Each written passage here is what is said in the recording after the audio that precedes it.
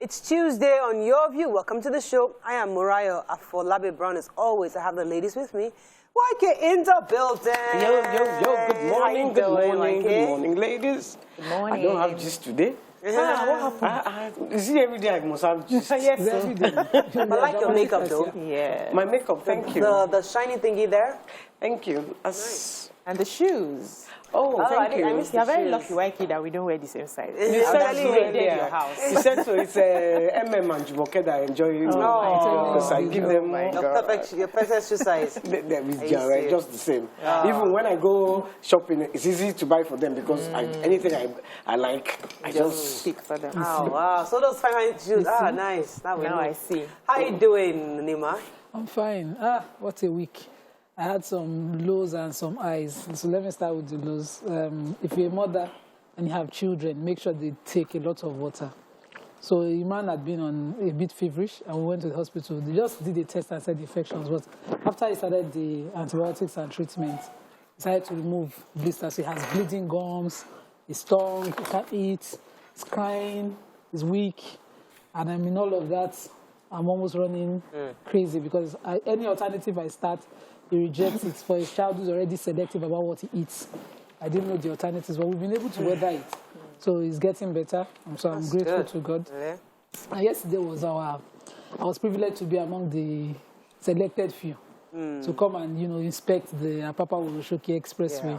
I'll take it in the papers, but I was shocked to see the extent of the work.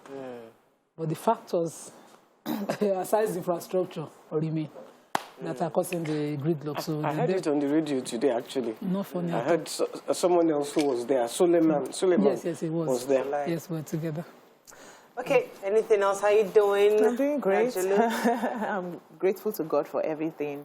So I was supposed to do a training on the 26th of February, but I had to move it because I got some calls that the time was short for people to register. So they were appealing that if I can move the training. So it's the Creating Your Desired Life Masterclass. I moved it to the 18th of March. So there's still time for people to register for that training. You don't want to miss that training.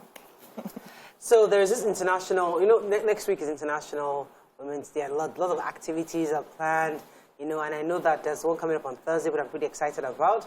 But I think we should, the theme this year is breaking the barrier or the bias. Breaking the bias. I'm hosting And you're hosting one? I'm hosting for the entire month the My Rights Radio Awareness in partnership with NAPTIP. So fantastic. Just as we did in December for the awareness gender elimination. Yeah. Bias against genders, we're doing that again the entire month for Mothering Sunday, the month of International Women's Day and all of that. So I was privileged to attend over the weekend. Let me get the name of sugar. But it was a World Hijab Day initiative, and they invited me to come to the program just to come and show support and solidarity with the hijab bias. So it was just nice hanging out with them. We're in the Bagada, and they were talking about their plights, what they go through, the discrimination, and the fact that they were so excited about the fact that Nima is a success story, within the community, and she's a light, a shining light for many youngsters who in that community say, listen, we have somebody amongst us who is doing so well, amongst many others who are doing well. So it was a privilege to be in that midst. It was the sisters, I'm trying to get the name now. Sisters Chilling. Sisters Chilling. So I was supposed to be there. Yeah, Sisters Chilling. To be there. And they kept calling for their invite. But what I was dealing with, it's not something I can explain. I was just grateful I didn't lock it down and say I will be there because I've had to try. I confirmed that I'll be there because Bagada is close to my mom's house, so it's somewhere I can easily go. Yeah. Do you go to your mom's house regularly? I haven't now. I haven't. I mean, during that period of the burial, my brother is there. My younger brother is there. Okay. During that period of the burial, I was going, but since then, it's just hard to go back to that place. It's so hard. You go there every Sunday. Especially Sunday evenings when you go there. From there we go to house fellowship. So it's like that routine. Or in just in the afternoon chilling in the house. Like this time we go to can go see your brother.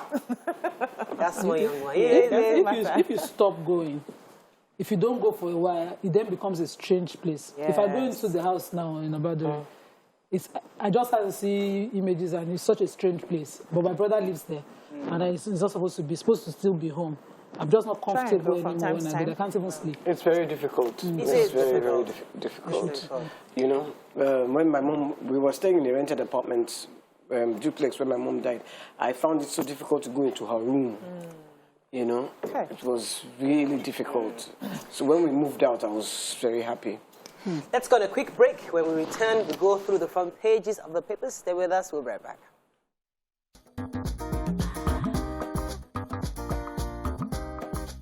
Stay tuned. Your View will be right back. Thanks for staying with us. So we're going to start with the nation. Worsening petrol scarcity cripples cities and businesses. Row in APC over convention panel. What IOCs must do before divesting from Nigerians, says NNPC. Gunmen kill 15 in Borno. Zenith Bank makes 765.6 billion naira full-year gross earnings. Russia-Ukraine war, evacuation of Nigerians begins tomorrow. INEC locates 18 parties for 2023 elections. Okay. So first, major headline? Yes. According to the Nation, a report that they took, and a reality that we can attest to, there's continued scarcity across the country. They took reports in Lagos, Abuja, Ibadan, Osogbo, and, you know, the queues are everywhere. In Lagos now, you can see that it's, you know, everywhere. They also, the report, I like the way they wrote it in the report, said coupled with an epileptic power supply. So this has made life hard.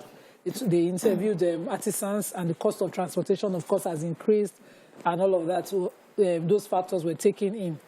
They also talked about what the NNPC is doing presently to beef up. The NUC is asking the NLC to, you know, continue to bring in products to help reduce the queues around. Ipman also talked to the NNPC to increase supply.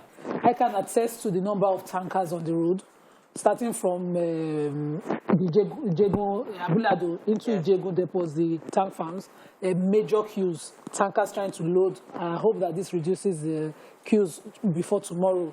Also, from Amuo until into Apapa to Kirikiri, you can see tankers everywhere trying to do the same thing. So I know that they are doing that. But Nupeng, other NLC are talking tough. They are threatening to strike or take strenuous action against the NNPC.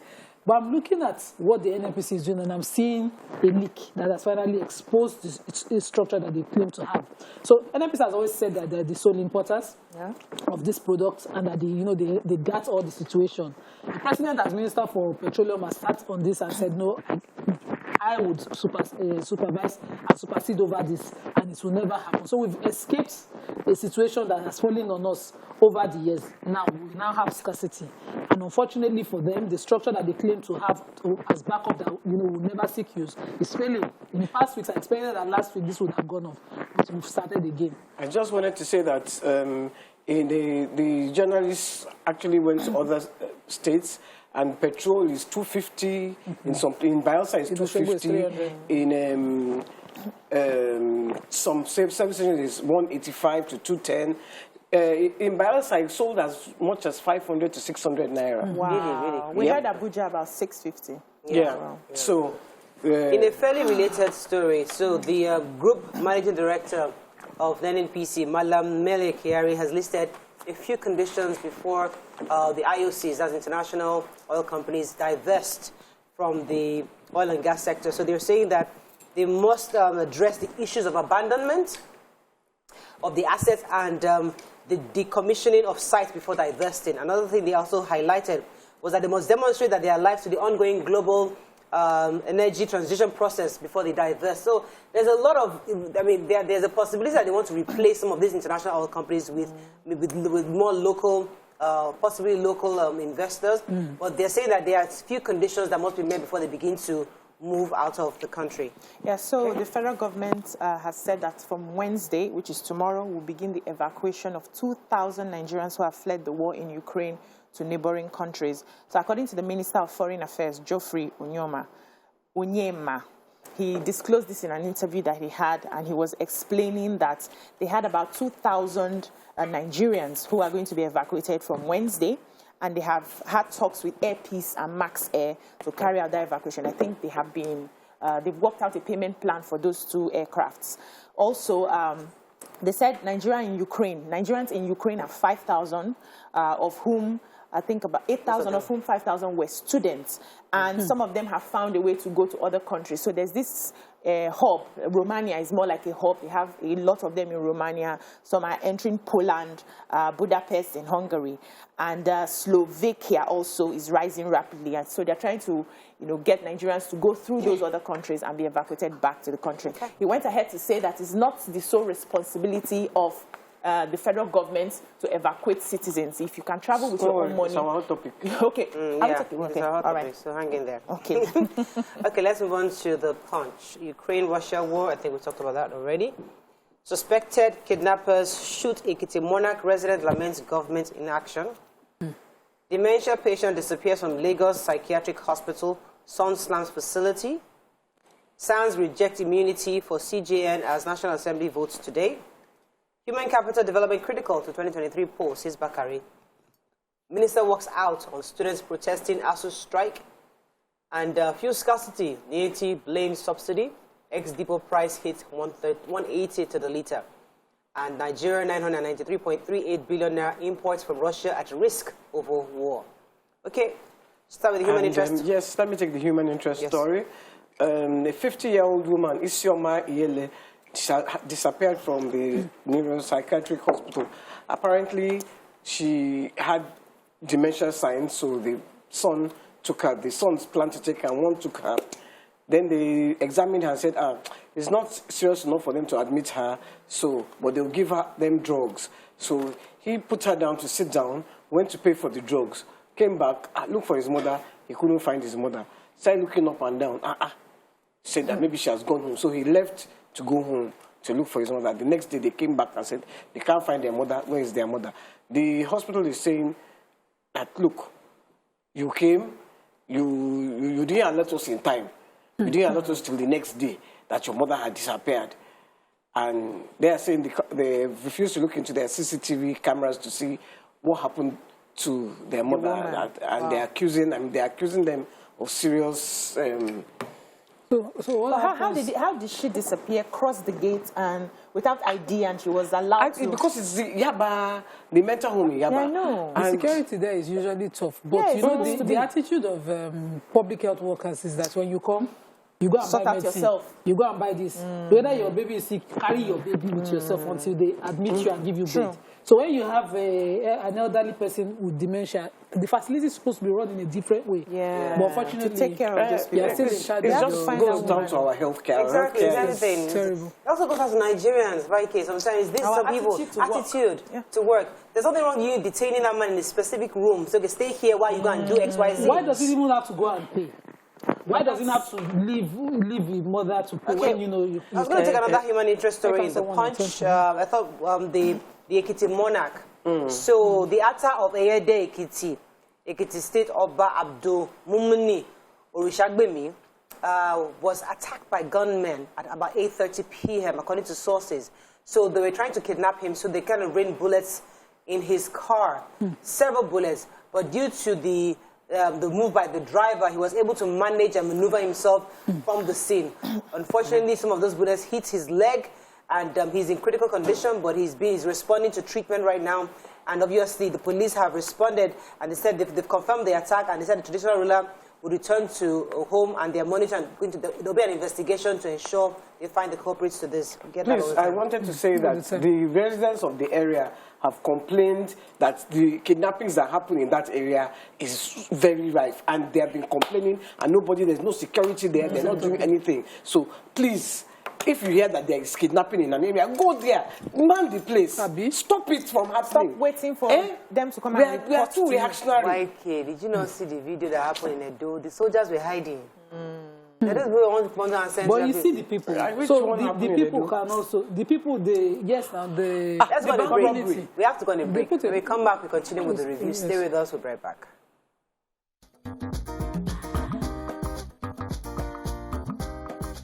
Stay tuned. Your View will be right back.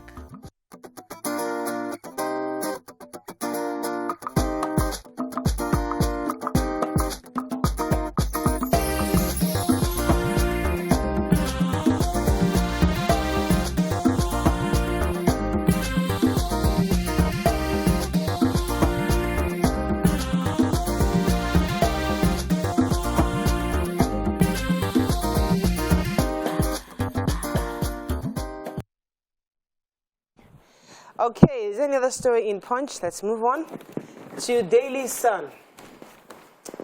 Russia-Ukraine war, FG begins evacuation, we talked about earlier. NNPC gives IOC's conditions for divestment, we mentioned that too.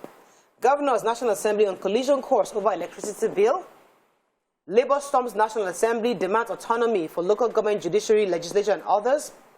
Court declines Kyari's bill application. And Ibadan chieftaincy titles won't be for sale during my reign, says Olubado.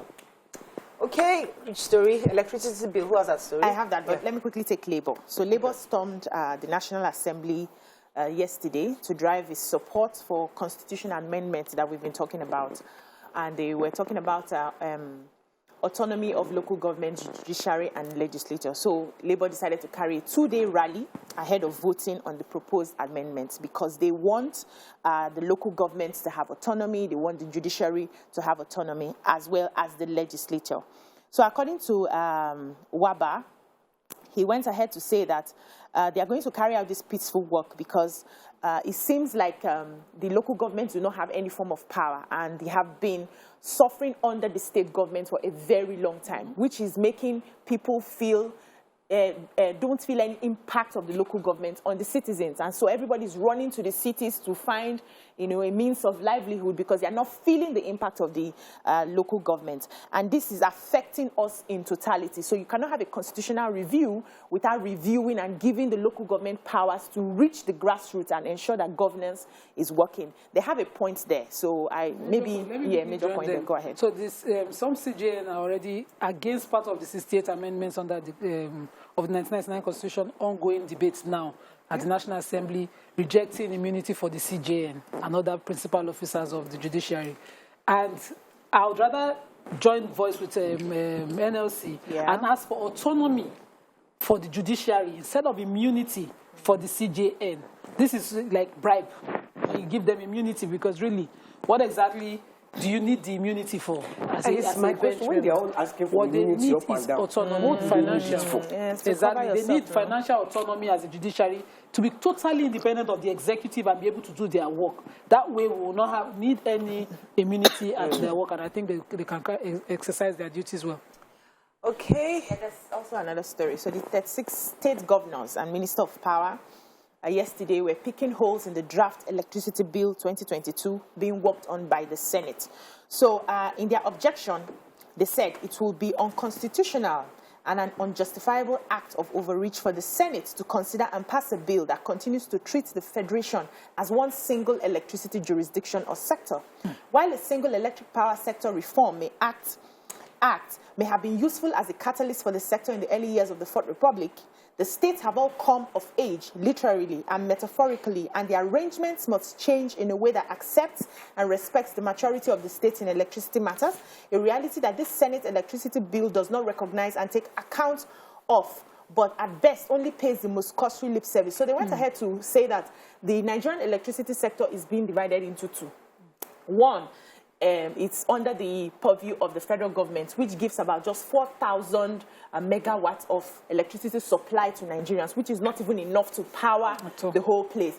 And the second part is the one that gives about 40,000 megawatts, which are the Nigerians who are powering themselves through buying their generators, their diesel, giving solar and giving themselves power. And if this second part has been captured into the first part, which is the federal, will be saving about 17 trillion naira. So the government needs to find a way to ensure that they provide adequate power supply to people so that we save more money and use the money Nigerians would have been using to do other things and better their business. They are using it to provide power for themselves. They could even use it to be paying NEPA. Would we not rather pay NEPA than be repairing generator buying diesel? I wanted to read that article because I thought the issue was this issue of being on exclusive list or concurrent list. They want it out. Yes, they want it out of the exclusive list. I thought it was concurrent. I thought both. Well, it's not really. No, partly because the federal government still insists on it. So if it's on both, we also states can have the power to regulate on it. Fantastic. Okay, moving on to the Nigerian Tribune. As far as the story, Education Minister walks out on students. Yes, COVID-19, Nigeria recorded over 250,000 cases, 3,000 deaths in 2 years, is NCDC. Gridlock Fashola calls for review of Apapa Port concession agreements. Zenith Bank records double-digit growth in PBT. Constitution amendment. Independent candidates must obtain 20% signatures of registered voters nationwide. I read that story sometime on Monday.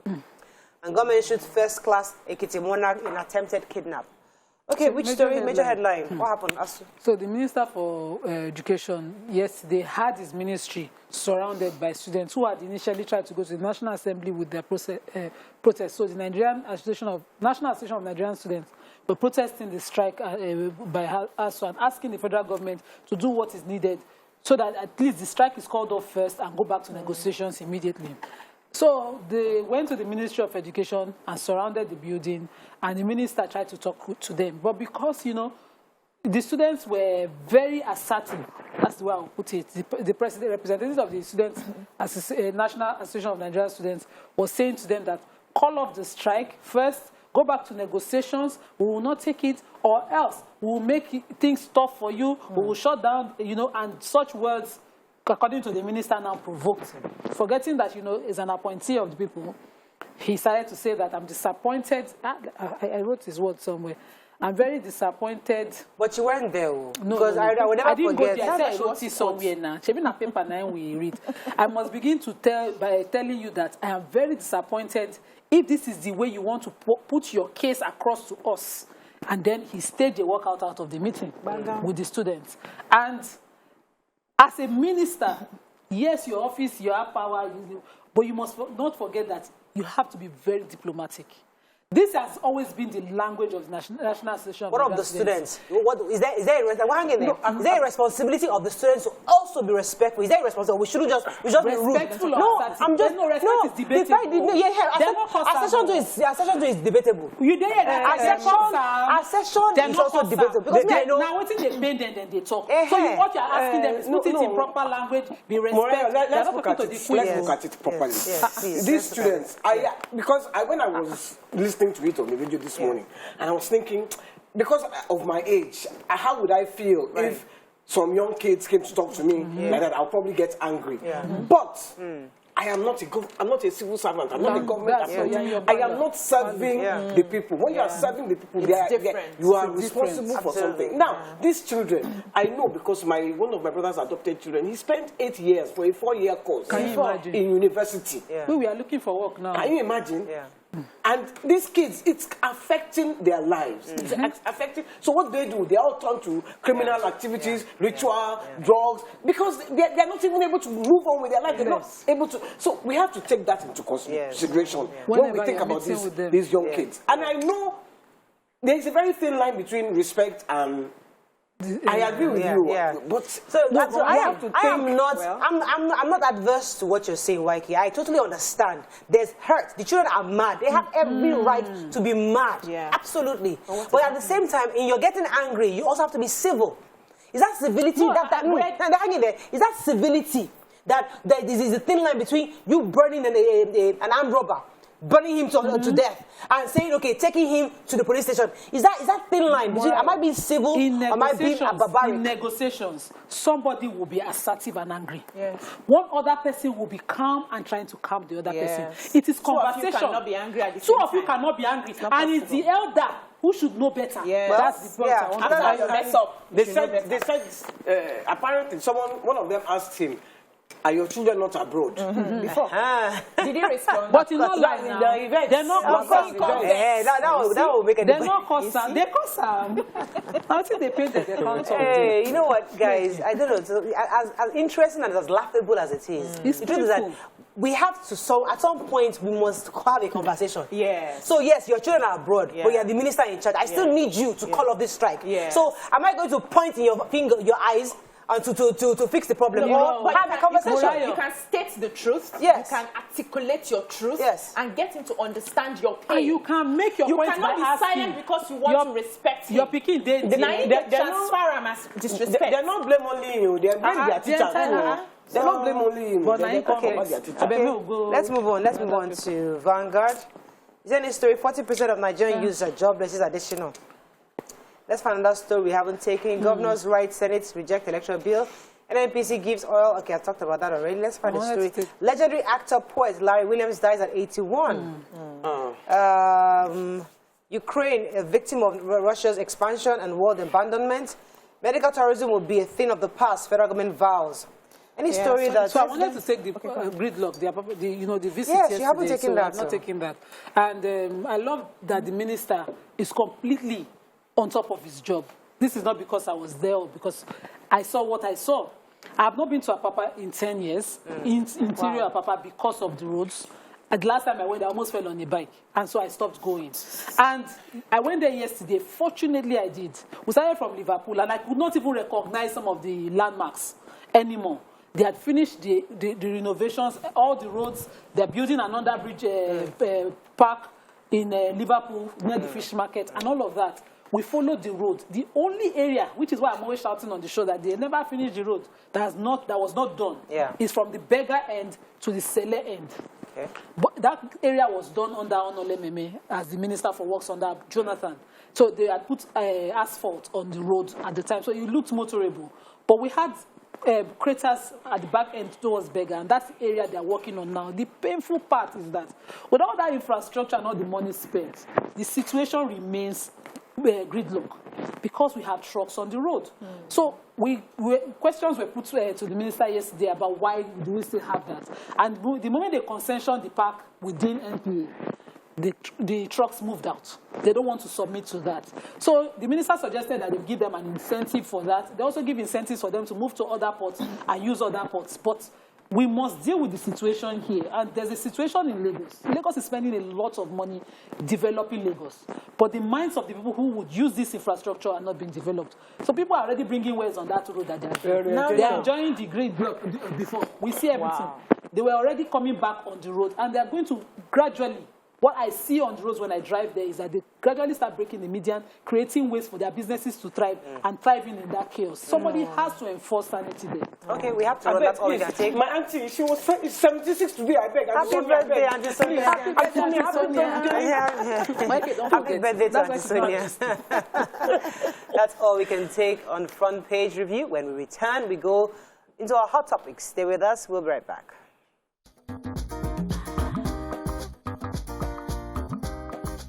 Stay tuned.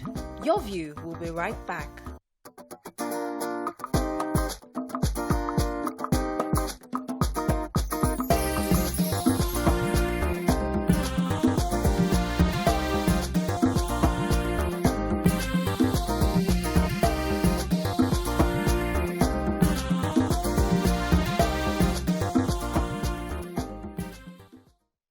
Thanks for staying with us. Joining us for this segment is the founder, CEO, GOTV Leadership Center, Dr. Linus Okore. He'll be speaking on the institution's leadership masterclass that's coming up very soon. Welcome to the show, sir. Great to be here. Yes, you came the last time, and you had the conference, the workshop in yes, Lagos. Absolutely. So tell us what's happening right now with GOTV. Interestingly, for the past couple of weeks, it's been every day at the GOTV Leadership Center is one form of leadership development or the order. And very interestingly, GOTV is reinventing the idea of leadership development, connecting it to production, connecting it to making a difference within institutions, connecting it with saving costs, connecting it with building wealth, connecting it with, living a life in such a way that in the organization you become so value-driven. So that's the message that we are bringing on the table, that if you don't go into the marketplace with value, that you will not be able to produce anything. And the marketplace does not recognize faces, it recognizes only value. Not even six-packs. Or makeup. So what we're trying to say is that, if you do not invest in your leadership capital as a businessman, you don't build a leadership culture within your organization, you don't have a future. That's the point we're trying to make. Yeah. So the Nigerians, I won't say there's a deficit of leadership. I think the leaders are afraid of the system, but there's a fear of the level of followership. And I want to believe that in every follower, there's an element of leadership that I don't want to use encourage, that encourages you to follow a leader's vision. Absolutely. So yesterday we went to visit a Papa. The infrastructure has been put, all of us has been shouting, we've been shouting for years, the roads are bad, but the roads are good. But the use or the abuse of the infrastructure is evident in our faces. How do we talk to a leader? How do we talk to that element of leadership in the followership of the people of any region or any area to bring in or bring out the best of them in the use of the things that they have in abundance? The interesting thing is that you can't give what you don't have. It's the responsibility of a leader, to be able to provide a vision, first create the vision and invest in the people to understand the vision, where the leader is going to with the vision, and then the people can execute the vision without the leader taking the responsibility of selling the vision to the people. This is the state. This is where we're looking to go. This is how we want to go there. And then the people buy into it. And then once they buy into it, trust me, the people will follow. And it is the responsibility of the leader to convert followers into leaders. Right? The greatest task of leadership is converting followers into leaders. And whether you're running a small business, whether you're running a government institution, whether you're running, it doesn't matter what you run, but the absence of that is the reason why people are saying, oh, the fellowship is not there. Yeah. Once people begin to lead by example and then they begin to cast the vision, people will follow. So my job for the past 27 years is being to research, bring leadership to the fore. That leadership development is the greatest gift to any nation. That awesome. It is with the eye of leadership that you can take, the country can look at the young person and says it's not a liability, it's an asset. So let's invest money in this young person so that this person can become. And you can't do great things unless you become. You know what I'm saying? So that's how it works.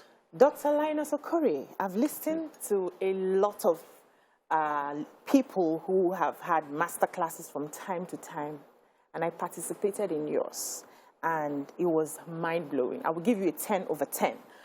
I was able to convince my husband to come for the next class. Whoa! Yes. Yeah. Because what I experienced in that class changed the trajectory of my business. Fantastic. And when I was sitting there, I knew quite a number of leaders that I was just wishing, I wish they can come and just listen. I wish they can come and just be here. And you were able to harness a lot of resource. We had Professor Patutomi coming into the class, a lot of them. I can't mention all their names now. So what is the plan for this one? What should we expect? Because I'm still going to be there for this particular one, please, sir. So the interesting thing is that, every time the advanced leadership program shows up, there is a level of reinvention that has happened to the faculty. Because leadership is about reinventing and learning. And so this time around, we're going to highlight the meaning of execution in driving a business. We're going to throw up strategy.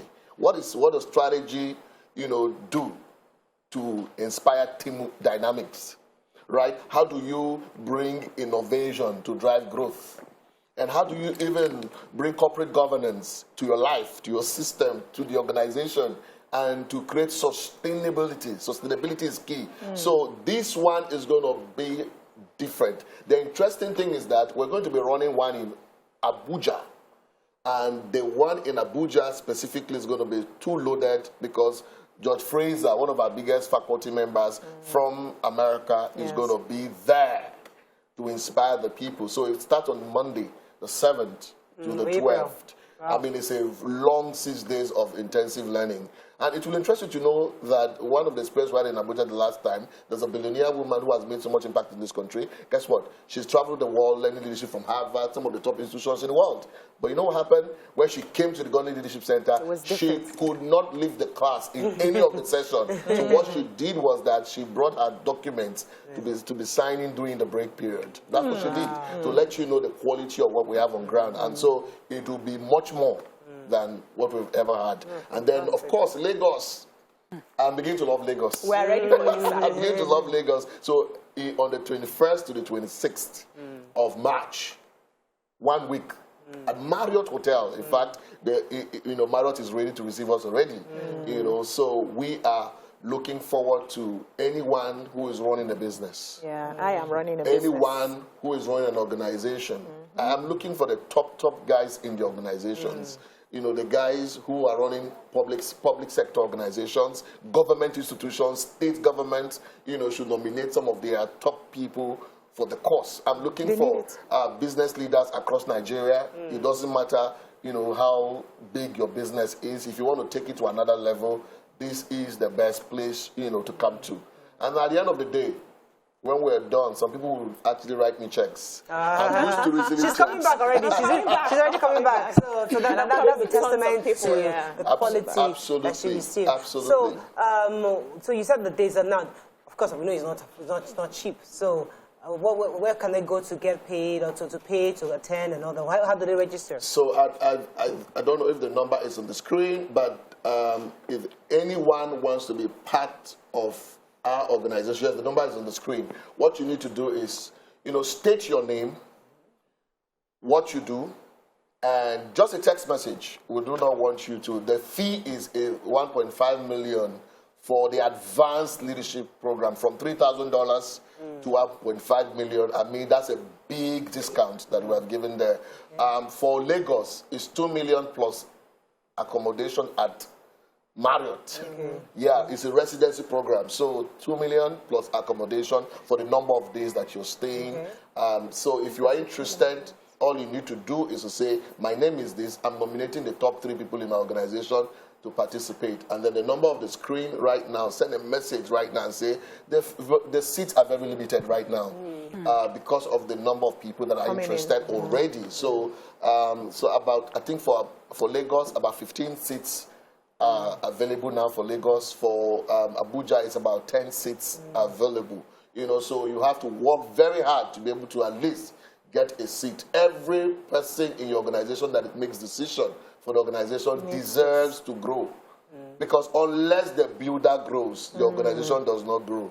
So the best investment you can make is building your people. And building yourself, the CEO. Because a lot of people think that they know it all. Once you get to a particular level, whether you're a minister, you're a governor, or a member of, you think, no, you don't know it all. You need to continue the business of growth. Thank you very much. It's a pleasure having you. Dr. I just hope for those of you that are very interested in advanced leadership, this is the course for you. Let's go on a break. When we come back, move on to our hot topic of the day. Stay with us. We'll be right back.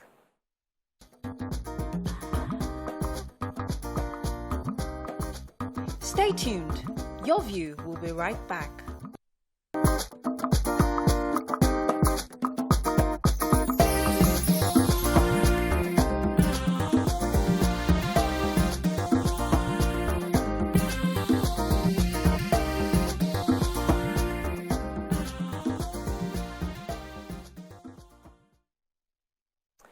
Thanks for staying with us. So there have been numerous reports of Ukrainian security officials preventing Africans from catching buses and trains to cross over to other countries, the border countries. There have also been numerous videos circulating to this effect. We even saw a video of a mother and her 2-month-old child who were allegedly refused to cross over. Now, the truth is, we have an update from the federal government, based on the newspaper we got today, that there are plans to evacuate Nigerians from tomorrow, Wednesday.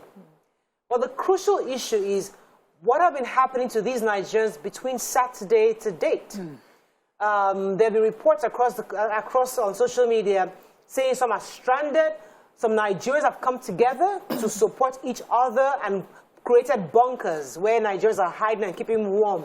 The weather is unbearable. But the real crux of this conversation is the racism, the prevalent racism we have seen across board. I would like to open our phone lines to Nigerians, those living in diaspora, especially in the European region, to call in, give us information on what you have heard, what you know, and your experiences in relating to this. You can call us on 081-270-53687.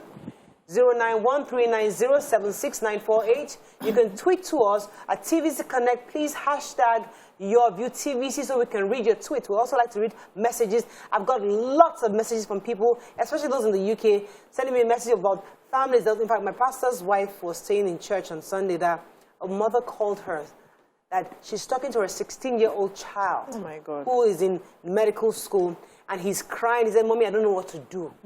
She's confused, he's confused, and the woman is like, they don't know what to do. So a lot of families are in this situation, and it's worse than in a situation of war like this. The humanity is missing in the part of the Europeans, and it's quite sad. What reports have you heard, and what are your thoughts on this development? Waike, let me start with you. I have seen very many videos where Africans, I'm not going to just say Nigerians now, Africans are trying to get into the train, and the security are stopping them. They're letting the white people get onto the train. And I've heard where they go to the borders, and they don't let them cross over to their countries. You know, it's very, very sad. And there was one particular report, this girl, I think it was on TV, I watched it, where she said that especially the men, the African men, they are stopping. They're even allowing the women to cross over. Wow. But the men, they're keeping in Ukraine. Now, maybe that is to fight the war. Yeah. Because those are the people that will get enlisted as soon as they start to enlist. And I think it's very unfortunate. And I know you're going to say because of government, but I just want to say this. 2-3 weeks before this war, American government, British government, they were shouting to their people. Some were closing their embassies. Go home. Go home. Come home now. Were we sleeping? Were we sleeping? Because I listened to Onyema, Geoffrey yesterday saying, we didn't know it was going to be that serious.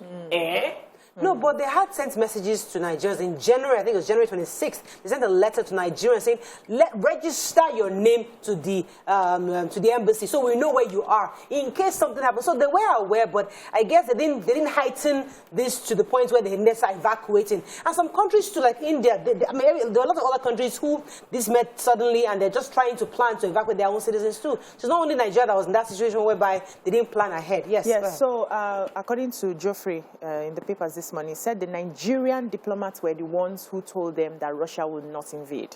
Because at the time the Americans were evacuating their people, they wanted to do that. But they assured them that it's not possible that Russia invades.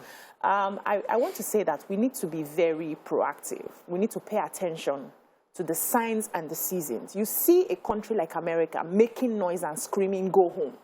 And you don't want to pick up on that. You are waiting because they said it will not happen. You know the way these people are. They are very particular about their own people. They could have sent other intels that they didn't allow you get to know because you're not an European country. They could have, passed messages around themselves that this is definitely happening. Everybody go home.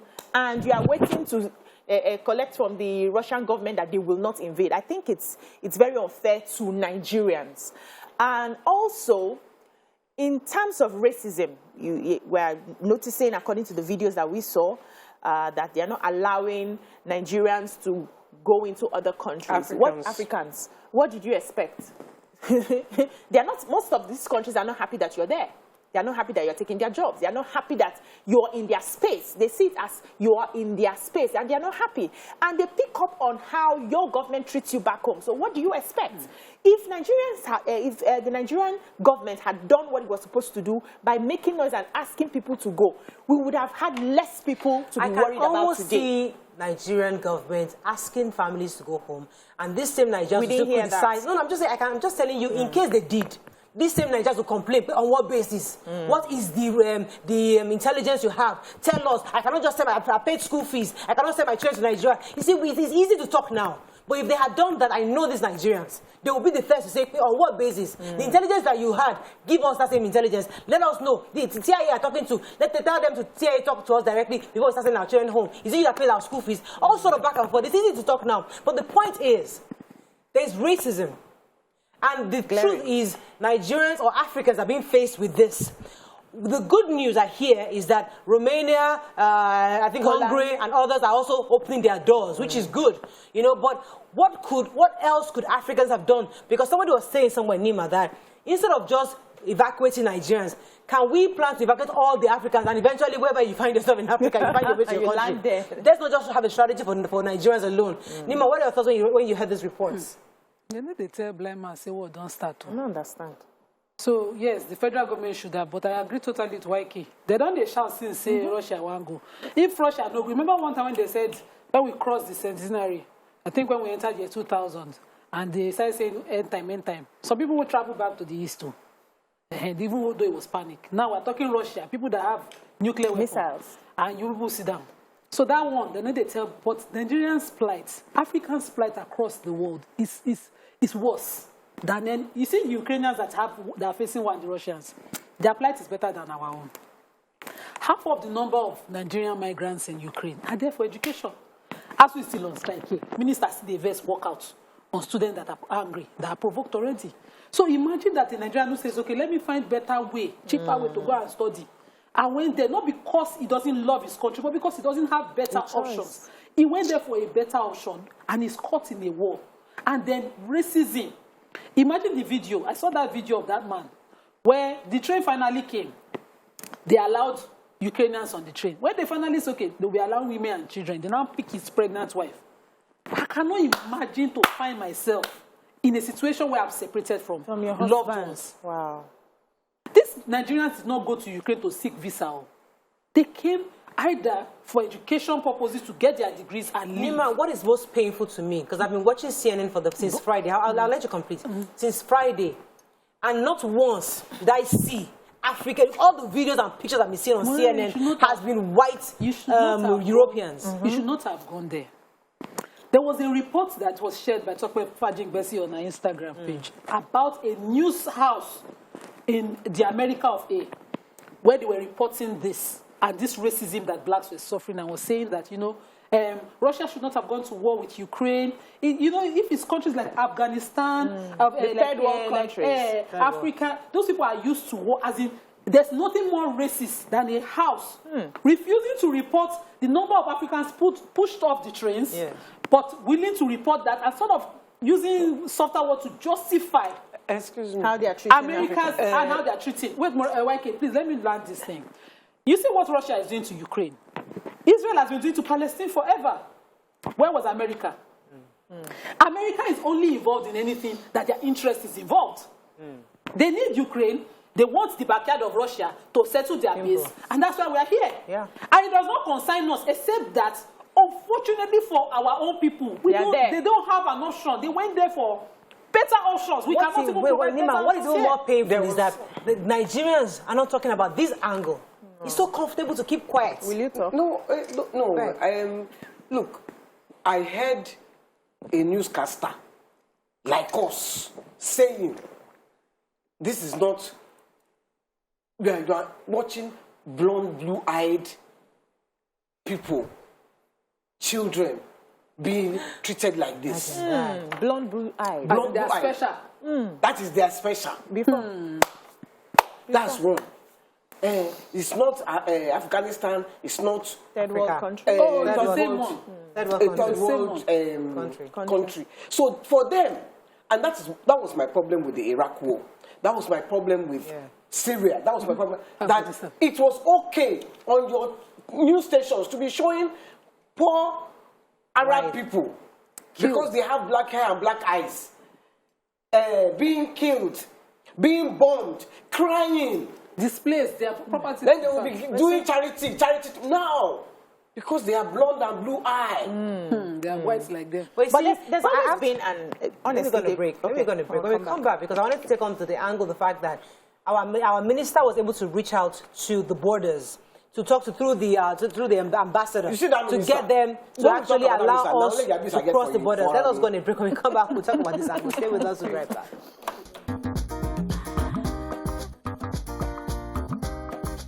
Stay tuned. Your View will be right back.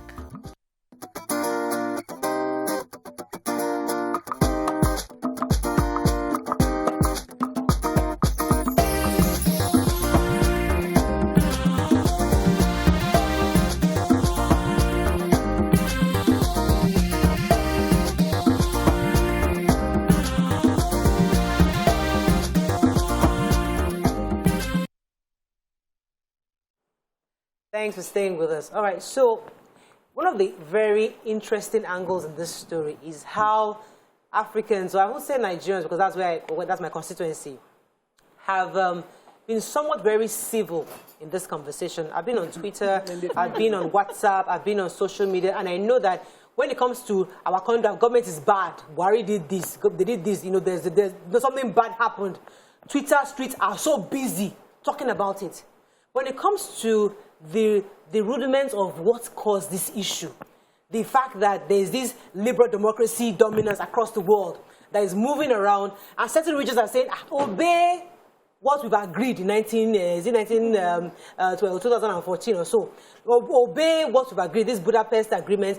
Stay on your own. Do not become an ally of NATO. Do not be a member of NATO. And Ukraine now say, I don't grow wing. I have my own. I want to become a full liberal democratic country.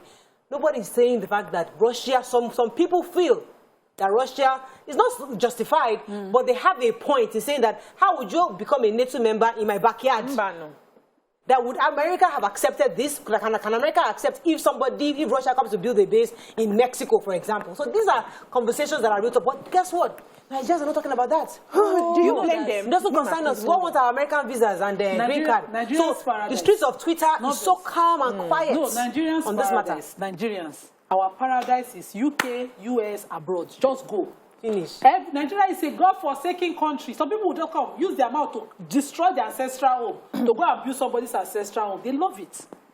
But the point is, until America has an interest in your country, if you read your history, you'll be careful what you support. Where is Libya today? Did they not bring liberal democracy to Libya? Sold it to the people, made them kill their own system that works for them, whereas they have a system of monarchy still existing in Britain till tomorrow, enshrined and protected as their heritage, heaven not fall. It's their history, protected and kept. Use Commonwealth money to continue that ancestry and protect it. Heaven will not fall, but because Africans will fail to read their own. Where is our AU? AU can't even back and bite. Somebody saying AU has written, I saw a letter from AU. Somebody saying Nigerians should go and AU said should send plane. Do we have planes? I have the letter. Nigerians delayed this much because they need to pay private airlines to travel to these countries to bring Nigerians back. They don't have a national carrier. Let me take this call. Let me take this call and I'll come to BC. Good morning, are you there? Yeah, hello. Yeah, good morning. You're live. Go ahead, please. Oh, okay. Good morning to the lady. Morning. Good morning. Yeah, actually, I'm just watching you guys for the very first time. And I actually like you guys' conversation. Thank you. Yeah. So for this happening in Ukraine, actually, I have a very close friend over there. Me and myself, I live in Sweden. So I'm around in Nigeria. Thank God for that. So, we're making a video call and we're talking. It's not easy for them, to be honest, yeah. The stress right now they're going through is very hard. You see the Poland borders, they don't want Africa. To be honest, you see the whole Europe that we're all living in, they don't like Africans, to be honest. Now it's so clear and it's so obvious now, the whole world is watching, that this now is happening. So, my point is this. The racism is always be there. It's always be there. It's not always America. The whole Europe, they don't like Thank you very much, Benis. So there is a letter from African Union. I mean, I saw it yesterday. It was sent out on 28th of February from Addis Ababa. So I know that they are also appealing to Ukrainian officials to allow Africans to cross the border. So there's been a global appeal, obviously. Yeah. But the truth is that, Excuse me. Yes. That letter, you should just go and burn it first. Because if it was an American that you were stopping from entering the border, is it letter that Biden will write? Is it letter that Biden will write? Is it letter that Boris Johnson will write? Wait, they will first say news conference. But don't let us bring it. Let me finish. Don't let me bring Bob to come and collect my citizens. Do we have bombs? Wait. Right, okay, do we have African Union, not African Union. They are supposed to be big, but they are not. African Union. Is it okay? At least do press conference. Which one is letter? No, Is Zelensky going to read letter right now? But you will listen. No, it's the ambassador. The ambassador. The ambassador going to be. Ambassador is hiding on that table because Russia is bombing. Okay, let me take this. Excuse me. Yes. No, I'm serious now. I'm serious because my problem with African people is that we do not love ourselves. Onyema, I heard him yesterday. I heard him. Not that they told me, and I even read it again in the paper today. He was saying it's not really their duty because a lot of Nigerians, they went there by themselves. They should be able to bring themselves back. Africans flight. It's in the papers. So please. I heard it too. It's in the papers. Not government that sent them. So it is the responsibility of the families that sends them abroad. Now, let me tell you something. Our people, there are some Nigerians today, if you tell them there is plane to Ukraine for better life, as they are bombing war, they enter the plane. Why? Because they don't even see any future where they are. Exactly. Absolutely. And so as a government, they owe it to their citizens, one, to go and collect them. Two, to even make sure that we don't want to leave this place. Even this place so conducive. Right, you're also alluding to the body language of the minister. That, okay, there's a way you look like you are very, very concerned about these children. Okay, let me take this call and I'll come to BC. Good morning, are you there? Good morning. Hello, you're live. Go ahead, please. Yeah. YK, I beg you don't vex, man. I don't vex, finish. I will help you fight them. Don't worry. Thank you. I'll keep quiet now. Let me tell you one thing. Obiajulu said one thing this morning, and unfortunately, I'm not on the same page with you. In the sense that you say it is not the responsibility of government to evacuate Nigerians. That's not what I said, though. That's what the minister said. Geoffrey, I was quoting him. It is the responsibility of the federal government to evacuate Nigerians anywhere in the world. As far as federal government of Nigeria is the beneficiary of diaspora funds, you understand, sent forth by these guys, and they are even Nigerian citizens, they should be protected by Nigerian government. We cannot take away that responsibility away from federal government. Nobody can do that except federal government of Nigeria. Right. That's number one. Number two, something came to the fore here. You see, the borderline between Ukraine, Poland, Ukraine, and other areas are well manned by the people that are conscious of their country. Unlike our own borderline here, where you have Kelebe, people ready to take money to even send their countries. They take instruction from the government. They don't just allow anybody to pass by. That's what I'm seeing there. And about racism, the racism is clear. But I had the conversation by Nigerian students in Ukraine this morning. They say the concession they gave was forced to the children and women. They are not saying other guys, men should not cross. No. Children and women. Right. This is on this, emotional ground. Okay. So please let me reiterate. I did not say that it's not the federal government's responsibility to evacuate. I was quoting Geoffrey Onyema. That was what he said in the papers. I was taking it this morning when Morayo caught me, so I didn't finish that story. And I started from there.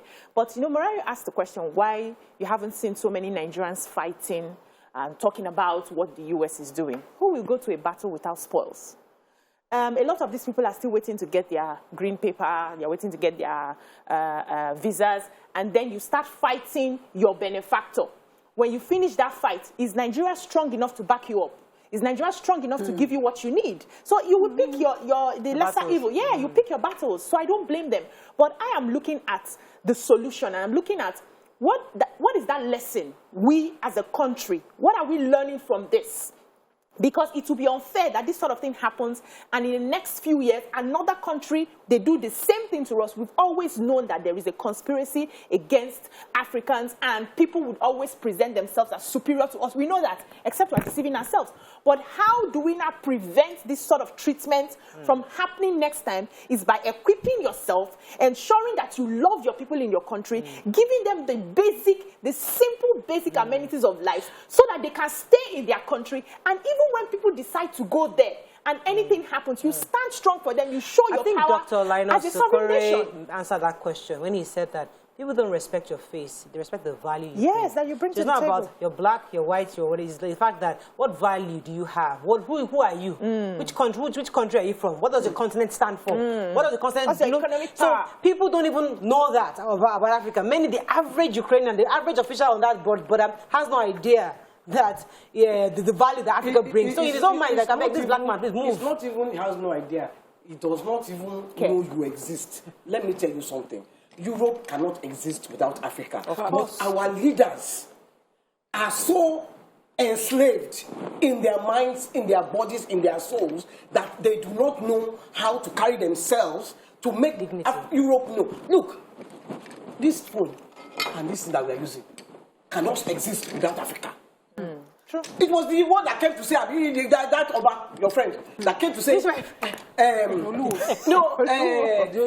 can't,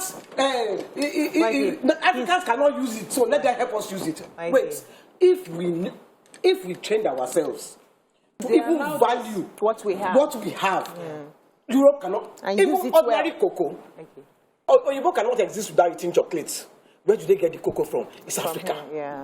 Everything that is in the world comes from Africa. Don't tell me anything. There are different arguments to this. And the beautiful this is not argument. This is the beautiful thing about our show. The beautiful thing about our show is that everybody has a view. Now that chocolate, that cocoa, somebody can argue that you can be taking your cocoa and your cocoa will remain your cocoa for the next 100 million years. It was the white man that therefore converted it to chocolate. There are different ways. There are different angles to this. So everybody has a perspective. Mariah, let me help you there. Let me help you out. Let me let you bury yourself. The white man helped you. Excuse me. You knew what you were using your cocoa for. We have what we were using our cocoa. What was it? They now needed it. What of the phone? What of the raw materials we got for our phone? What were we using it for? They need it. You have it. So we need each other. That's the point I'm trying to make. We need each other. If you need me for something. But exchange is not a disadvantage. And I know my value. Yes. I don't care whether you are going to make that thing valuable to the whole world. I am the owner of that thing. We will when you come negotiate and well. meet me, you will beg me. Yes. You will. Because without that thing, you cannot go forward. So you don't use the thing now. Since you want to be begging me. What are you saying? Then all of us will not use it. So because it's now, I should not give you on credit, or I should give you for anyway, free. I will give you. You will write paper that you have. I will use it for money. No, quickly, we have to run. Quickly, let me just say this. Whether Nigerians are thinking about, or Africans are thinking about it or not, we had no business in the Second World War. We were minding our business as colonies. Our grandfathers were going to farms before some people drafted them to go and fight the war on behalf of Britain. The people that they are trying to hold back, they should release them. We don't know anything about how Ukraine put a press. We don't know nothing. Allow us come back. You know what? Was it Shehu Kuti that was listening to that? We don't know anything. Shehu was saying something yesterday that Europe was fighting each other for hundreds and hundreds of years. Until they now discover Africa, Africa has money. Stop fighting. Stop fighting. Let us share. There's money there. Let's go and share it. Let's go and share. So we were the solution to their problem of fight for many centuries. Carried us by force, took us away. No, they are not even doing that. We are the ones by ourselves. We are going there. Mikey, I'm still looking for visa. Our leaders are by themselves saying, please, come and slap me. Let me smile. I have to wrap up this. What? Some of us are still looking for visa. Please. Some of us are still looking for American visa. Please. America, you are still the world power. We support you. Do what you got to do, man. Excuse me. If you give me visa, you give me. I'm still looking for visa. As a dignified Nigerian. Let's go to a break. Brian is supporting you. Hey, keep it going. So, I still won't give you visa. You see, after the break, we'll be right back. I support you. Stay tuned. Your view.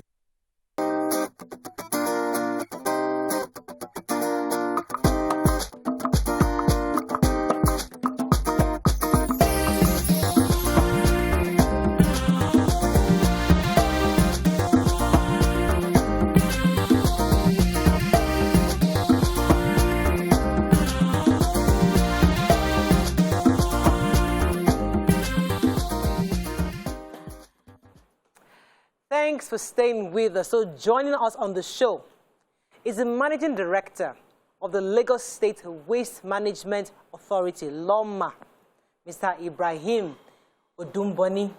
He'll be speaking on the Cleaner Lagos initiative, which is aimed at creating healthy environments for the residents of the state.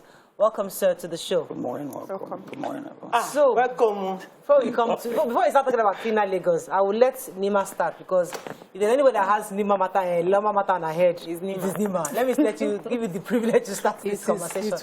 It is with my tail between my legs that I must confess that. That I've exhausted. They did.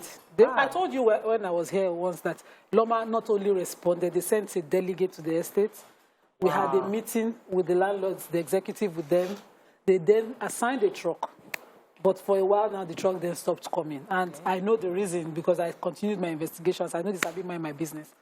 I sort of cannot be, I already said to the MD that I cannot be pushing the matter beyond that. Now I have to rest it. It's just sad that, it's still about human capital development. Yeah, the mindset of people need to change on how waste have been. When a community resort, Nigerians believe that if I have to pay for government for service, I don't have to pay government. I don't have to pay an agency of government for the service they're giving me, because it's my right to collect it. But that service includes costs. So let me just open up here. The estate got a truck assigned to it, and the truck would come. And the first 3 months was for free. So we saw cooperation. After 3 months, the estate, the owners of the PSP then came and did awareness on housing and payments. My own house, if I tell you the paltry sum of 2,000 naira, they even gave discounts. They gave people incentives. So people refused to pay? To pay, and it was for a month. People then said, no, they should just come and clear all the waste. These are wastes that accumulated over years. And little by little, even people close to me started talking about this. I took out to house awareness for the few I could talk to that. You need to pay for this service. Exactly. We need a cleaner environment. So let me now. And the trucks continued working in that condition of no payment for a while. So suddenly when they disappeared and I kept calling, they said, no, the roads, it's rainy season and all that. Because of all of that has improved. Yes. And they have still refused to come. So now let me now take that into a question. As a managing director of Loma, where you go forth to do your job, and obviously, as she said, every service has a cost to it. How, therefore, do you marry community acceptance or acceptance of this responsibility of payment to the service you have to render because of the environment? Maybe the biggest challenge that we have in Loma and Lagos as a whole is in waste management is attitudinal change. And people need to change their attitude. They need to do the right thing the first time. It's not only about payment, it's how they manage their waste. If you know you're going to be generating waste at any point in time, you should be conscious of how you're going to dispose it. So start from things like, do people even have bins in the house? Do they have bins in the kitchen? Do they even have a bag to put all their waste? They're talking about disposal. And people feel things can be free at times. So in the particular estate that's been discussed about, and the neighborhood, is actually a place whereby you can't describe it as a low-income area. Is the willingness and ability to pay is high, but the willingness to pay is zero. So we've had about 3 PSP in the last 6 months. Everybody will go in, they will come out. Now Loma is doing intervention. Thanks to Mr. Governor, Mr. Bajo Sanwo-Olu, we've cleared from Mile 2 all the way to Yanoba, and we're doing work there to clear all the solid waste nuisance across that side. But if the tenements continue to have this attitude of we're not going to do the right thing, we're not going to have a bin, we're not going to pay for our waste, everything is free, it will all come back. It will come back to the main road. And that particular side of Lagos is the international route. We're coming from Seme-Border to Lagos. It's welcome to Lagos. Horrible. Now it looks good, but we need to continue. But we're using enforcement as well. But at the same time, why do you enforce? The first thing you need to do before you enforce is to create awareness and advocacy. So we're going back there. We're going back there this Saturday as well to do a lot of talking to them. I know most people will be in their houses. We'll go there, we sensitize them. But after that, we use a lot of enforcement. But most importantly, our people need to change. By enforcement, what do you mean? When we talk about enforcement, we serve abatement notices. We go with the health officers, what people call the wole-woles. We go around, they check different houses, they check all the canals and drainages around that access to ensure that the streets are not constituting a solid waste nuisance. We can actually use that to shut a street We shut markets because of it. We've done that in the past. We can shut an entire estate by them considering a nuisance or creating an health hazard for everybody in Lagos. Okay, so I would suggest, I like what you're doing already, and I would suggest that the awareness goes beyond just having physical meetings. You know, what the mind sees gets into the soul. You could use radio, television, jingles, and in that awareness, explain to people what the side effects of not clearing your bin. Today, we're always talking about Lassa fever. We have had Lassa fever reoccurring in different households, and it's actually very fatal. But if people understand that if I don't pay for my waste and the rats get it, and it affects my children, it's going to cost more harm. I will spend more money. So find a way to break it down, even in local languages. I believe that will make an impact. Now, also, I'm curious about where the bin is taken to at the end of the day, the dump sites. Is there any plan to, because I know there are some African countries that are already using waste to generate power. Is there any plan to convert that waste into something that will be beneficial to the society? So thank you very much. I think most importantly, what we should understand is, it's not actually a waste until you actually waste it. Anything you see is a resource. God has been so gracious to us as human that anything we touch is gold. What you call your waste, if I break it down to you 100%, you see that there's no waste in there. 40% of what we generate in Lagos are organic waste that can be used to make fertilizers. We have a fertilizer plant at Udungunyo in Ikorodu, where we make 500 fertilizers a day from my 2 and abattoir waste that we take there, my 12 and abattoir waste that we take there. So if you also look at your waste, 17% of them are plastics. And then we have another 15% that are various recyclables, paper, cardboard, glass, tin. If we separate our waste from source, there will be next to nothing to go to this dump site. So the vision for Loma and Lagos State over the next couple of years, and pretty soon, is to move away from this dump site approach. There's no way you locate dump sites that will not be urbanized within 2 years. Lagos is limited by space. The water level is very high. So anywhere you put a dump site down, you'll be creating an hazard for the new future generation. So we have started making a lot of advocacy. So we're going to all local governments, sensitizing people. We're on TV programs. We are also on Ojushe Loma and Bond FM, talking to people about what needs to be done. We want people to separate their waste. When you separate your waste, separate it ourselves. Separate it yourself from source, from your kitchen. When you're doing your packaging. That time, but it didn't work. I remember he was even putting recycled bottles, papers. What we're doing differently now, and what we announced on the 1st of April, 2022, is all organized estates, like your estate, all organized estates, all private organizations, all companies in Lagos, you have to separate your waste from source. Or else the penalty for you is a 15% rise in your wage bill. So that we can use that money. Waste bill? Yes. To sort it at point of disposal. Because we have to find a way around it. Are you going to give us the bins to separate? Because like even if we will pay for it, because like in my daughter's street where she lives in England, they have the bins. They have the pictures on them. So you know where the paper and the plastic goes, where the normal waste goes, you know. So it makes it easier. Because like my business, we generate a lot of plastic bottles, a lot. And we can even make money from the plastic bottles. But the stress of, I have to go and buy another dustbin. Where am I going to? The dustbin there is so would you provide those bins for us? So we, in communal area, in public spaces, we've provided wire meshes with our bins that they use in public school, bus stops, airports, or in private residence, in companies, organizations. That's why we launched the Adopt a Bin program. For you to be able to adopt a bin and use different methods to pay for it. You can pay instrumentally over 3 months, at once, 12 months, 6 months, 9 months. I like this strategy because I think even that's what the PHCN did. Because the truth is that the Nigerians will say, increase, even in fuel, increase the fuel, we'll pay. That's those who can afford this. And they are affording it and are paying. The same with electricity. Give us this for electricity, we will pay. Those in the premium are paying and they're enjoying electricity. Unfortunately, some people are not able to pay. Same goes to this also. some people are refusing to pay.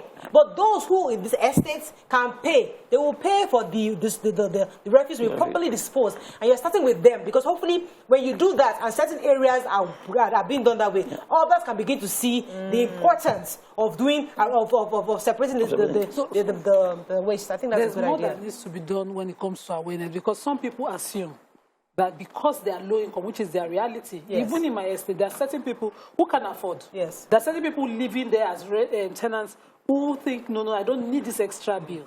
If it is you dealing with it, no problem. But once you share it and say, this is your utility, you have to pay for it, you start to see discordance will start to fly. And where a place like ours, where we developed everything, we did our roads, our gutters, we brought our poles, we brought PHC and everything for ourselves.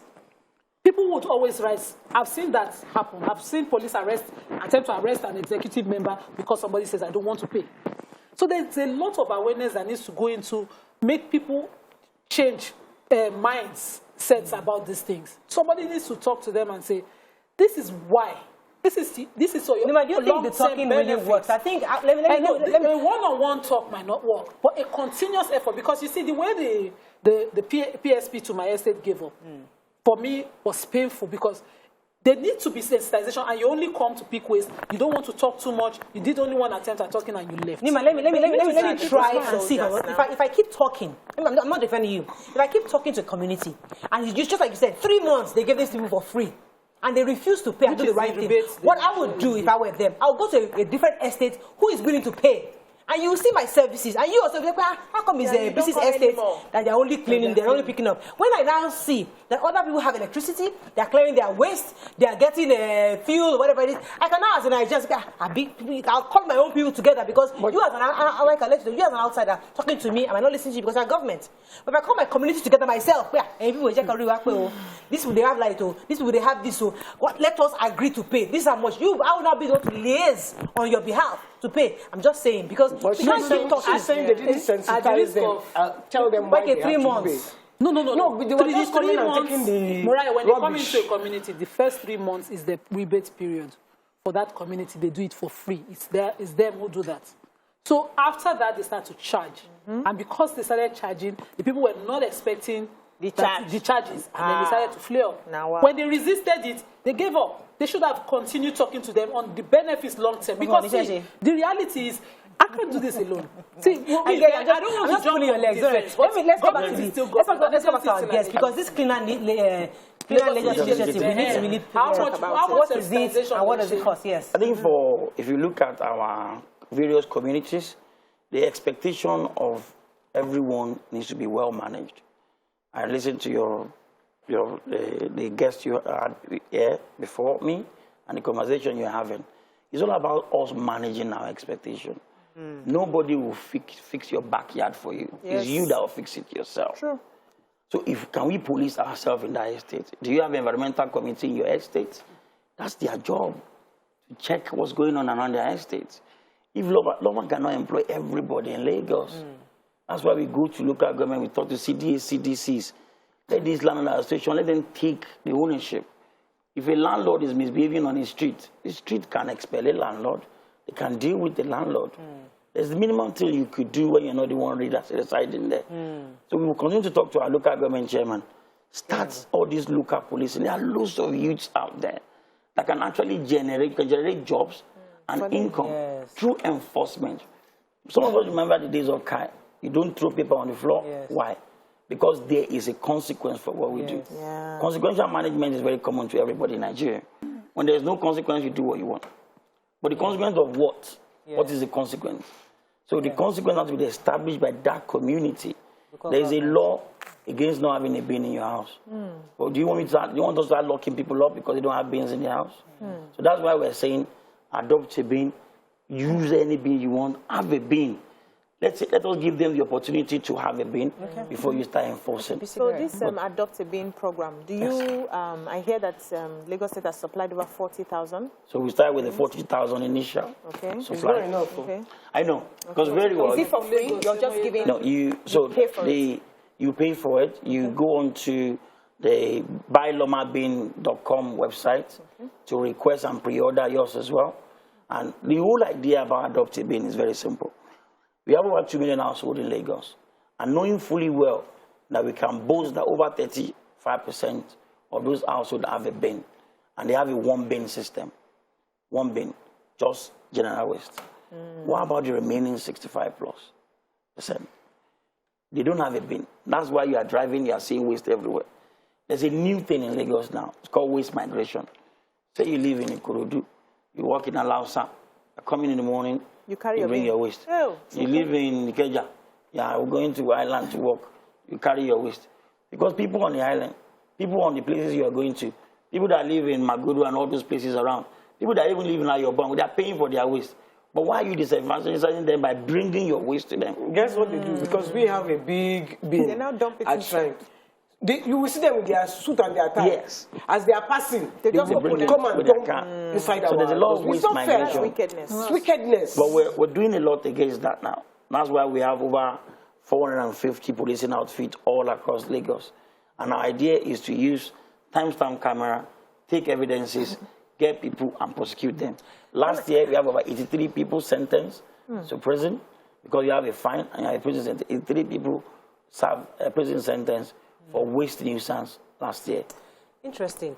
These your trucks, they are also contributing to your waste. They are ugly, they are smelly, they don't look like a Lagos. They don't look like a Lagos waste truck. They're just very irritating to see on the road all the time. I mean, I know the former administration tried to bring in these nice-looking green trucks, but I don't know what happened with it. But what are you doing to let the trucks even? Because even me as a resident, if I see the truck looking fine, I say, okay, make I pay that. This is, I'm paying for this. When you say an ugly, smelly, looking, dirty truck, you're like, I don't want to pay that. I think we found a good solution to that. Okay. So last year, August, the 4th of August, the governor gave Loma 102 waste compactor trucks to use for public spaces. The same initiative will go to our PSP over the coming months and over the years. And one thing that's changed about that is we didn't go abroad and go and look for a truck and buy it. Okay. Everybody complains about Nigeria. No, Nigeria is the problem. Nigerians are the problem of Nigeria. We know. Sure. Maintenance culture is Nigeria. Yeah. Local culture, local problem, local content, local solution. That's all you need. So the trucks that the governor gave us, we designed it in Loma ourselves. We studied the downside terrain. We look at different feed chassis. What are the things that we need? How do we fix this truck? We drew the diagram from the beginning to the end. And we gave it to a proponent. This is what we want. You supply all the engines and all the mechanicals in there. We will help you do the welding of all the body parts. And we did everything in our background. We assembled them in our background. Wow. Since the 4th of April, none of these trucks has broken down. Wow. None of them. Are you for real? Because the drivers that are driving it and the motor boys on it, they all went on a course when they were building it. They built it together. So when anything is wrong with the injector, they pull it out. All they need to do is blow it, use something to wash it, and push it back. But majority of the ones that you see on the road, they've spent a couple of years in Europe, 15 years in Europe before they come out to Kubo. And then 14 years. I like that. So it's customized for our own needs. Yes. So over time, you see us facing those ones up.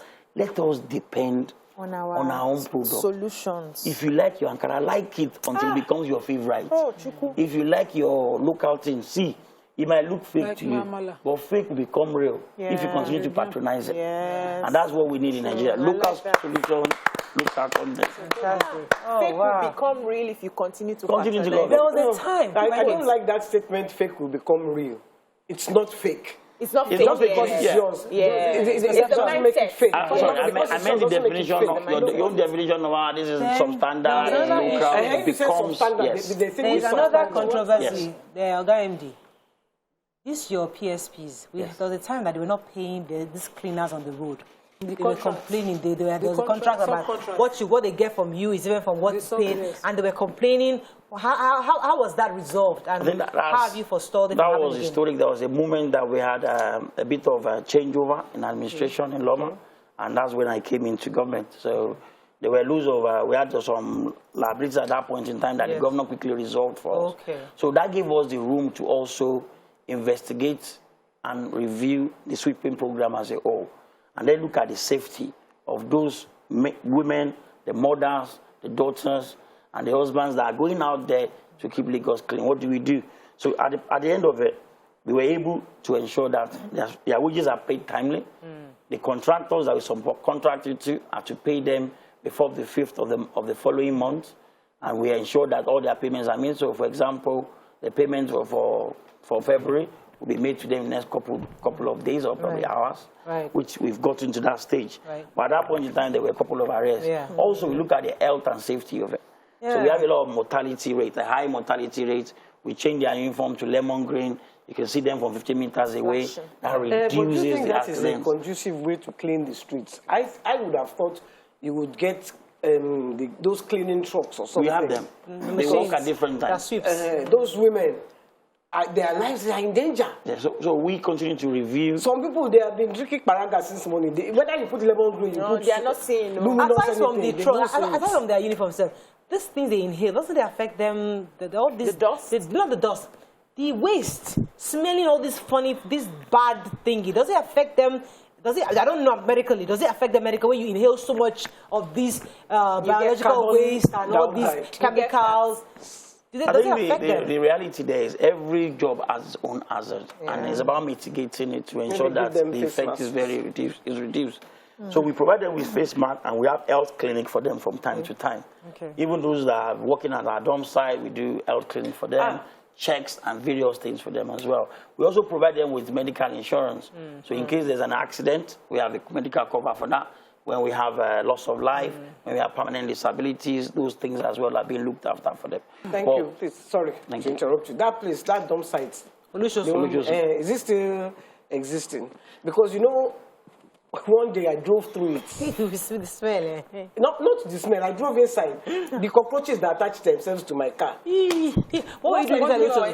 I went to take shortcuts from Oregon to. No, that back road. That, you know, inside there is a road that you can come out. In those days. I don't know about no, in those days. This was many years back. So that place, I mean, it's a harvest ground for cockroaches. So we do regular fumigation of Olusoso. Olusoso takes about 60 to 70% of the entire waste of Lagos. We need to also recognize the fact that when that location was identified in those days, over 30 years ago, there was nothing around it. But now there's a lot of life around it. So monthly fumigation we do. You also, if you drive past it now, you see us capping it with laterites, putting sand on it to make sure that we can cover, prevent the emission, reduce the odor. We do deodorization on the location as well. But majorly, our major aim is to locate a waste-to-energy facility in there. And we want a waste-to-energy solution that will use existing waste to make energy.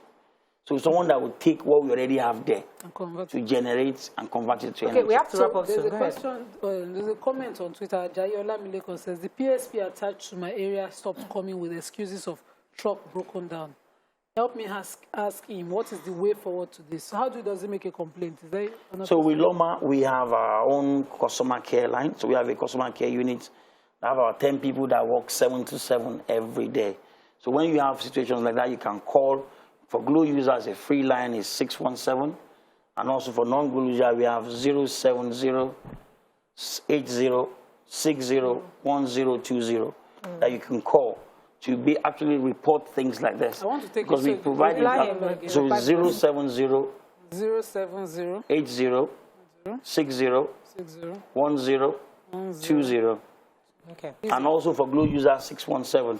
So we're there to take any complaints, any queries, and then we get what we do in cases like that is do intervention. Okay. So Loma will go there to provide a palliative quickly until that PSP is back on the road. All right, let me take Emmanuel that I come to. Good morning, Emmanuel. Are you there? Hello, Emmanuel. We'll try. We'll try the number. I have real issues. That's good. Okay, Emmanuel is not alive. Go ahead. So, is there any plan to give incentives to people who are no. See, if you're trying to get people to do something they are not used to doing, Nigerians are not used to paying for everything. So, is there any plan to give incentives to people who are complying with this waste management as a way of encouraging other people to get into? So one of the things that we're doing, if you look at we talk about separation of waste from soft recycling. Loma gives about 100 winners, 10,000 each every month. If you participate in recycling, using what we call Pakam app, P-A-K-A-M.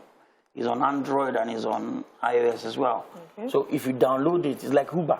So if you have any recyclables in your house that you are keeping, like you said you have it for your business, you can download it and then describe what you need collected there. Once you click collect, one of the nearest recyclers will come. At the end of the month, when we're doing a raffle, 100 I do that across the state will get 10,000 naira each. So it's something.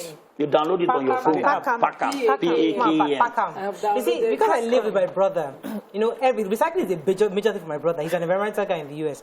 So all our cereal boxes, or even the noodle wraps, there's a way I'm always knotting everything. I'm so used to knotting it because he knots it to make it easier to press. And even the boxes, he folds it up. And all the card boxes, all the carton, and you now tie it up for recycling. So I'm so used to that. I do that all the time. My kids always want to go, Mommy, why are you wasting time on just packing? So now you can download. So now I do that. I'll download Pakam and get 10,000 naira. It's an incentive. That would be fantastic. So an incentive. We need it. Just because there are a lot of complaints here, people are asking about taxes. That if you're saying we should pay for, what are we paying our taxes for? And then another person is saying, what about your trucks? They park unlawfully and they drive recklessly. Yes. So those are two challenges you have. And maybe you can shouldn't all that taxes cover? So on the last one, on the parking and the driving, so we have a monitoring team that monitors the activities of these trucks. So some of the pictures and code can be sent to those lines as well, should in case they have to report someone that is driving recklessly. We've also given all our PSP numbers. So when you see a particular number, just keep that number. It's number 27 that you see driving recklessly. You can make your call, describe when it happens, and then Loma will find a way to get in touch with the PSP and reprimand where necessary or provide coaching and support. Like I was coming over this morning, one of the truck broke down on Ugudu Road. I had to call my Loma team. We have a response team to come and move it before you even call the PSP that their truck has broken down. So we're doing that. Regarding taxes, people need to understand that in developed countries like the UK, the US, you pay council tax, and all your council tax has waste bill, water bill, this bill or in there. So the taxes you're saying you're paying, if you're paying income tax is not for things like that. The state is heavily subsidizing waste management. That I know. The administration of Governor Biden is spending every money on subsidizing waste management. But we also need to understand that waste management is an human intervention. You're causing it yourself. So one of the things that is wrong and we are trying to put right, we created Loma Academy to start educating all the youths, all the kids, all the public primary schools in Lagos, and some of the private primary, but definitely all the public primary schools.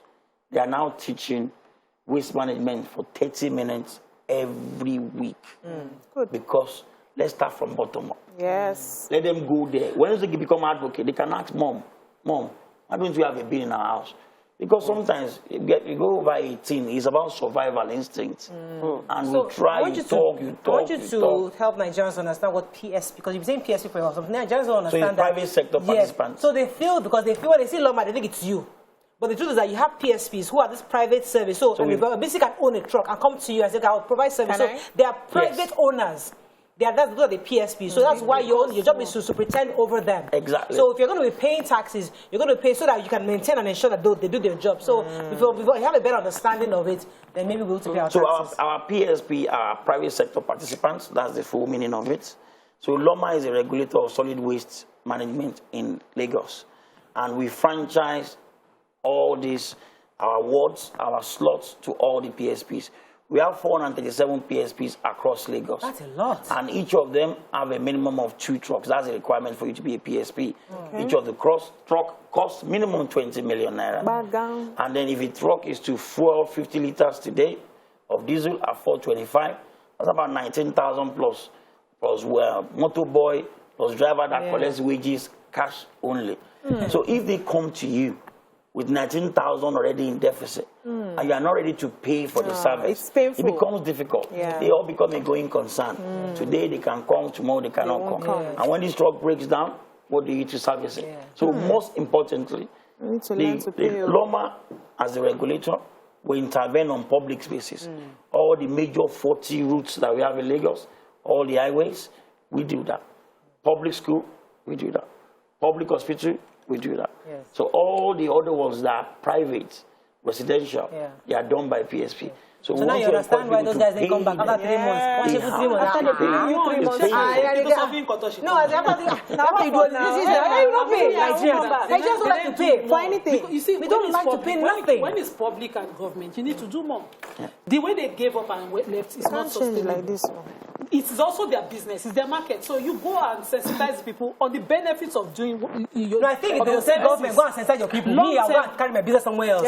So the government, why not your people? That's your PSP now. Yes, I don't think you should just say people don't like to do anything. I think they don't like to pay. They don't see the other side. That's the truth, like, no, you have to consider the situation of some people. Some people are not high earners. Yes. So it's difficult. Let me make a case and that's one of the things that we do not do. We don't put ourselves in people's shoes. Yeah. So let me make a case for my people. Not until 2021 that they came for that meeting, we had never seen Loma. 2021, we had never seen Loma in that estate. You remember I was saying it. I said it through everybody. I kept accusing, what is it? Why would you people access that place? So when they finally came in 2021, you can't just expect a mind shift overnight now. Yes. You need to do more to change their mindset. Okay, like 6 months or 1 year? No, 10 years. No, 10 years. You spend 10 years. Yes, 10 years. No, but that's a fact. Yes, sir. That community has existed forever. And you refuse to come. You will see Loma come to LG. The company is there and take waste. And they will not go into the residence. It's wrong. LG is paying. Wait, exactly. So over the years, but the beautiful thing is that you cannot do it. But the beautiful thing, Nima, is that if one of your residents becomes a PSP. If he's not one of the members, owns a truck, and say, I'm going to be in charge of this, he will not pay. 10 years. You don't pay. No pay. I will collect the waste. Yes, so get the truck and be buying the PSP. You think I've not done that investigation? The good thing is majority of our PSP live in a community where they work. And I'll give you some statistics as well. The highest paying area in Lagos is Mushi and Oshodi. Wow. See? Those areas. Higher than Ikoyi and VI. Yes. No, I'm not. Because the reality Don't say that. I'm not for you in a certain neighborhood. I am saying we've seen the strategy work. Even Obama said it, take from the rich to give to the poor. It's a standard practice. If the government will be paying premium for life, let them pay. You will see that they have. It's a strategy that's worked across the board. What I'm saying is that been abandoned for years. Give them. We've all been abandoned. I'm not all in Nigeria. No. All been abandoned. No, on this one, no, we can't say that. Don't listen to what I said.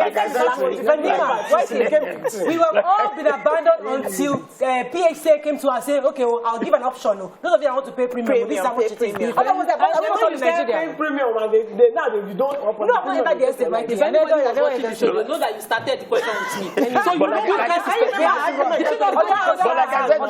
we do advocacy. We continue to do our advocacy there. When you take a advocate for 10 years, after 10 years, then they will not start paying. have a great day. We'll see you tomorrow. Thank you. Have a lovely day. Bye for now. 10 years awareness. Thank you so much for coming. Okay. All right.